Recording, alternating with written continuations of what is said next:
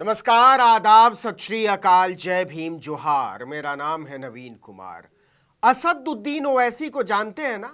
हैदराबाद के सांसद, एआईएमआईएम के चीफ।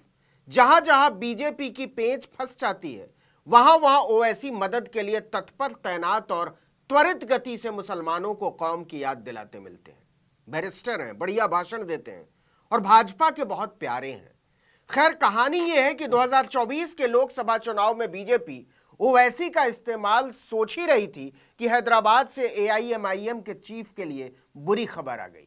और खबर यह है कि बैरिस्टर साहब की अपनी सीट फंस गई है। जी हां, हैदराबाद की सीट, वो सीट जहां से ओवैसी ने 2019 में 2,82,000 वोटों के अंतर से चुनाव जीता था। जी हां, इतने वोट नहीं मिले थे, हार जीत का अंतर था 2,82,000। ओवैसी को वोट तो मिले थे 5,17,000, लगभग 60% वोट।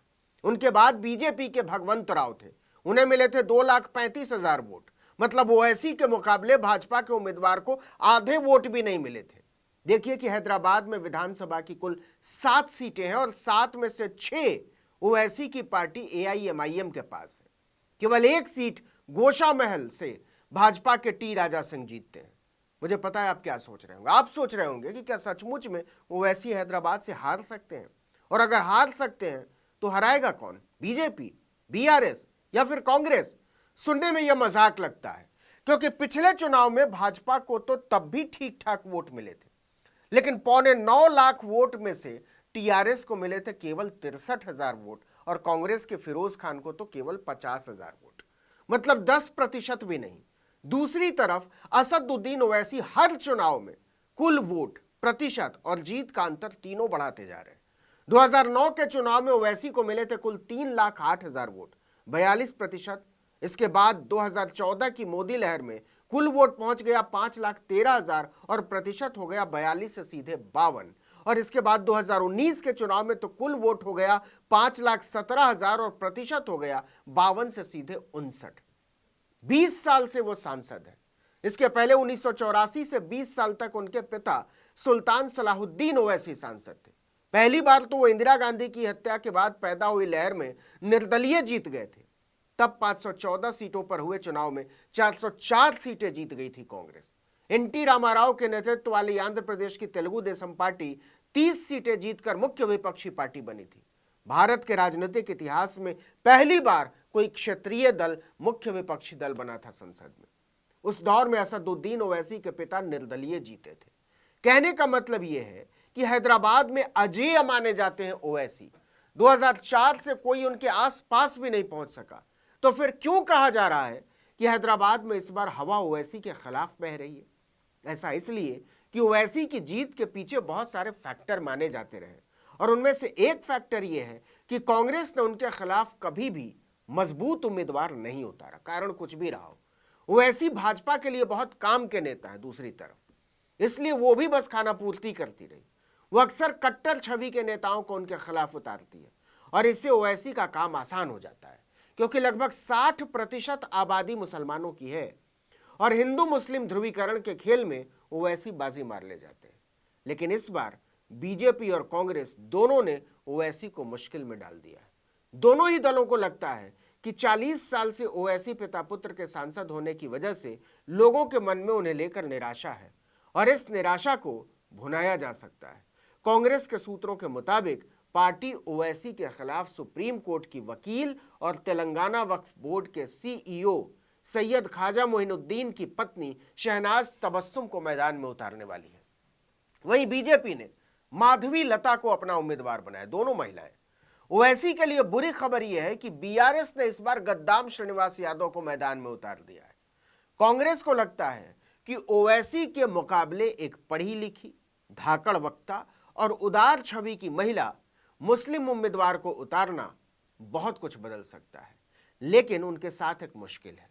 ओवैसी इसे लोकल बनाम बाहरी के मुकाबले में बदल सकते हैं। कुछ इसी तरह का दांव बीजेपी ने खेला है। माधवी लता तो बाहरी भी नहीं है, हैदराबाद की ही रहने वाली है।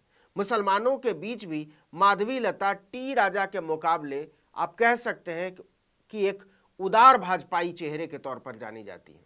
इंडियन एक्सप्रेस को माधवी लता ने कहा था कि अगर हिंदू मुस्लिम मेरा चुनावी एजेंडा होता तो बीजेपी मुझे बिल्कुल नहीं चुनती। पार्टी जानती है कि मैं बहुत सारे काम मुसलमानों के साथ मिलकर करती हूं। मैं 3 तलाक की घनघोर आलोचक रही हूं। अगर मैं मंदिर के लिए भूख हड़ताल कर सकती हूं तो एक मुस्लिम महिला के लिए भी ऐसा ही करूंगी।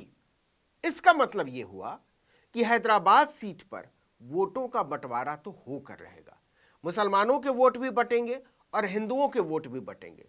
इस बंटवारे में जिसके हिस्से का कम बटेगा या कह सकते हैं कम कटेगा, उसके हाथ में जीत आएगी। और मुसलमानों का मोह भंग असदुद्दीन ओवैसी से इतनी जल्दी हो जाएगा, इसे स्वीकार करना इतना आसान नहीं है। ऐसा तब हो सकता है जब मुसलमान ओवैसी के खिलाफ विद्रोही कर दें, और इसकी उम्मीद फिलहाल नजर नहीं आती। लेकिन बावजूद इसके ओवैसी हैदराबाद में अपेक्षाकृत कमजोर स्थिति में है। उदार और नौजवान मुसलमानों के बीच ओवैसी का जादू ढल रहा है। बिहार और उत्तर प्रदेश के चुनाव में वो अपनी हैसियत देख चुके हैं। बंगाल विधानसभा के चुनाव में तो हर सीट पर उनके उम्मीदवारों की जमानत जब्त हुई थी।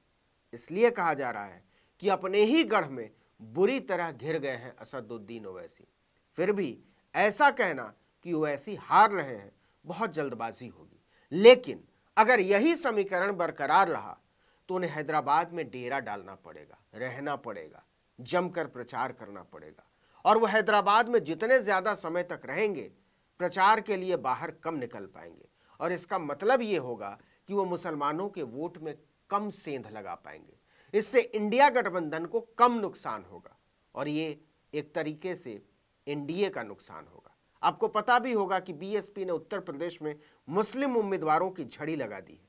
विश्लेषक कहते हैं कि इसका मतलब ये नहीं है कि मायावती अचानक से मुसलमानों पर फिदा हो गई हैं। इसका मतलब ये है कि इससे मुसलमानों के वोट बटेंगे और इसका सीधा फायदा बीजेपी को मिलेगा। आपको ये भी पता होगा कि बिहार से लेकर उत्तर प्रदेश और बंगाल तक बीजेपी बुरी तरह फंसी हुई है।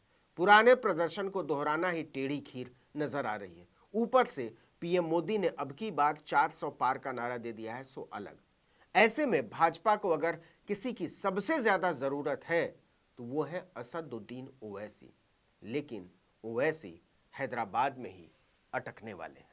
इस वीडियो में इतना ही। लेकिन अगर आपने आर्टिकल 19 इंडिया को अब तक सब्सक्राइब नहीं किया तो फौरन कीजिए, बेल आइकॉन दबाइए, घंटी जैसी आकृति लाइक कीजिए और कमेंट करके बताइए हमारा वीडियो आपको कैसा लगा। यूट्यूब पर देख रहे हैं तो चैनल को सब्सक्राइब कीजिए। ट्विटर हैंडल आर्टिकल 19_इंडिया और मेरा ट्विटर हैंडल नवीन जर्नलिस्ट। नमस्कार।